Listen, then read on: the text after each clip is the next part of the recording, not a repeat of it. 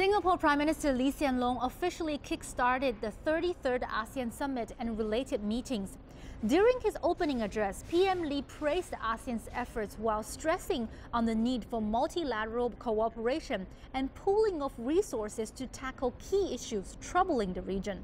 I'm glad that during our term as chairman, member countries have redoubled our integration efforts and come up with concrete measures that lay the groundwork for a united, effective, and relevant ASEAN.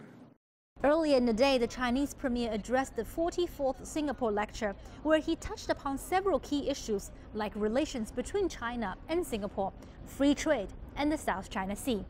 Premier Lee stressed on the need for free and fair trade and mentioned that China will adhere to multilateralism and to resolving issues through dialogue. I have said on several occasions that China has all along supported and upheld free trade. At the same time, China believes there should be both free and fair trade. Free trade is the prerequisite because no trade would be possible without a free environment, and no fair trade would be possible either. At the same time, trade that is not fair would not be sustainable.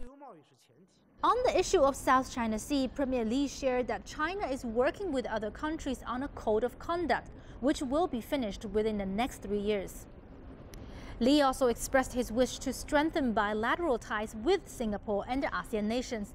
Experts believe that Lee will take his message of cooperation forward when he meets his ASEAN counterparts later this week. I expect that he will continue to reaffirm the messages of cooperation and to, in particular, not only to strengthen existing areas of cooperation, but also to explore new areas of cooperation.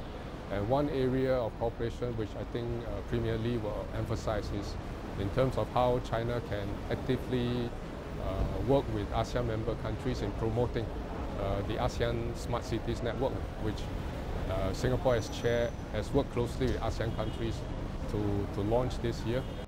Meryl Lu, CGTN, Singapore.